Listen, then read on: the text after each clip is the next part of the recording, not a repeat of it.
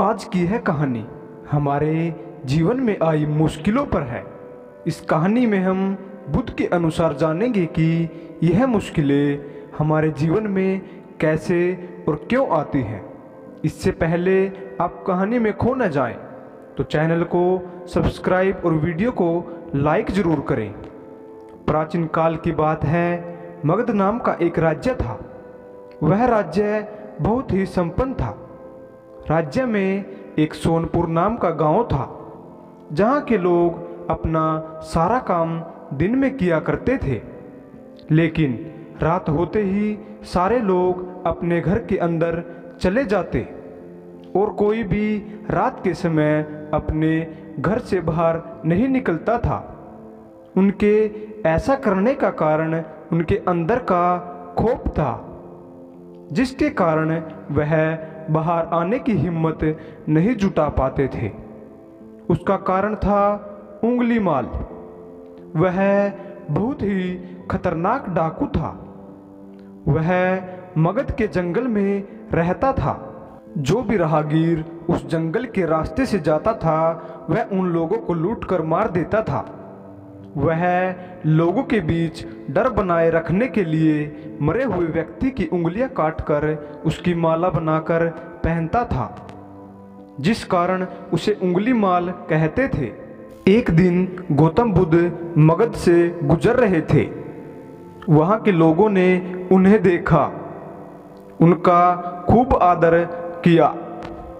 बुद्ध ने वहां के लोगों को चिंतित महसूस किया और लोगों को इस तरह से परेशान देखकर गौतम बुद्ध ने उन सब से पूछा, आप सब इतने डरे हुए क्यों हो?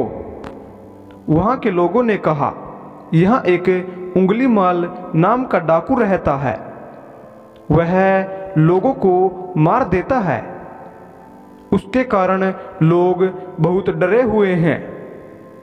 आप ही बताएं, हम क्या करें? ये सुन बुद्ध ने मन ही मन तय किया कि उन्हें जंगल में जरूर जाना चाहिए, और वह जंगल की तरफ जाने के लिए तैयार हो गए। लोगों ने उन्हें काफी रोका, क्योंकि वहां जाना खतरे से खाली नहीं था।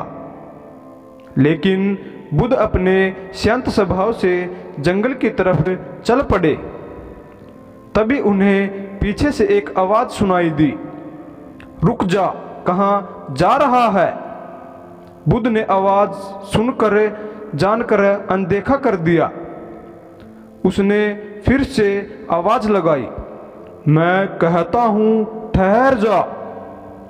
बुद्ध इस बार रुक गए और पीछे मुड़कर देखा। एक काला सा खूंखार व्यक्ति वहां खड़ा है।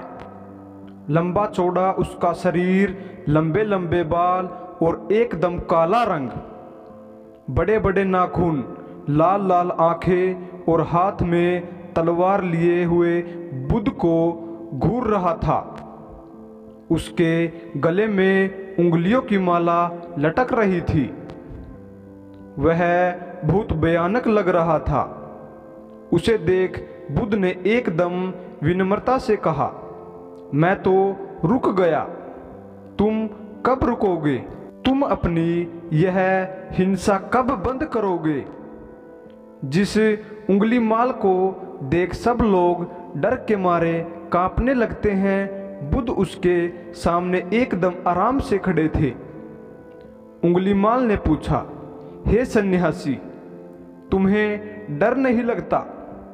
देखो, मैंने कितने लोगों को मारकर उनकी उंगलियां पहन रखी है। बुद्ध ने कहा, कैसा डर? डर तो उससे लगता है जो सच में ताकतवर होता है। उंगली माल जोर जोर से हंसा और बोला, हे सन्यासी, तुम्हें क्या लगता है मैं ताकतवर नहीं हूं? मैं एक बार में 10-10 लोगों के सर काट सकता हूं। बुद्ध ने कहा, मैं नहीं मानता कि तुम सबसे शक्तिशाली हो।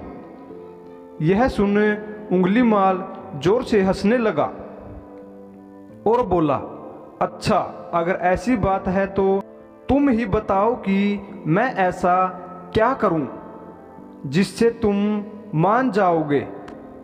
बुद्ध ने कहा, ठीक है, फिर तुम जाओ और उस पेड़ के 10 पत्ते तोड़ कर लाओ। उंगलीमाल बोला, बस इतनी सी बात तुम बोलो तो मैं पूरा पेड़ ही ले आता हूँ। बुद्ध ने कहा, नहीं, तुम बस 10 पत्ते ले आओ। बुद्ध के कहने पर उंगलीमाल ने वही किया। वह पेड़ के पास गया और उसमें से 10 पत्ते तोड़ कर लाया। फिर बुद्ध ने कहा, जाओ अब इन पत्तों को वापस से उस पेड़ में जोड़ दो। यह सुनकर उंगलीमाल क्रोधित हो गया और उसने बुद्ध से कहा, यह कैसा बेहूद मजाक है। भला कोई पत्ते को तोड़कर वापस पेड़ में जोड़ सकता है क्या? तब बुद्ध ने कहा, क्यों, तुम तो बहुत शक्तिशाली हो, तो इसे जोड़ क्यों नहीं सकते? जब तुम किसी चीज को जोड़ नहीं सकते तो उसे तोड़ने का हक तुम्हें किसने दिया? एक आदमी का सर जब जोड़ नहीं सकते तो काटने में क्या बहादुरी है? अगर तुम किसी को जीवन नहीं दे सकते तो उसे मारने का भी तुम्हें कोई हक नहीं है। उंगलीमाल सुनकर हैरान हो गया था। उसे पहली बार एहसास हुआ कि उससे भी कोई बड़ा ताकतवर व्यक्ति है। वह बुद्ध की बात बड़े ध्यान से सुन रहा था। एक अनजानी शक्ति ने उसके हृदय को बदल दिया। वह बुद्ध के चरणों में गिर गया और उसने माफी मांगी। वह बोला, हे बुद्ध, आप मुझे अपने शरण में ले लीजिए। उसके बाद बुद्ध ने उंगलीमाल को अपने शरण में ले लिया और उसे अपना एक शिष्य बना लिया। उसके बाद से उंगलीमाल ने बुरे काम करने छोड़ दिए।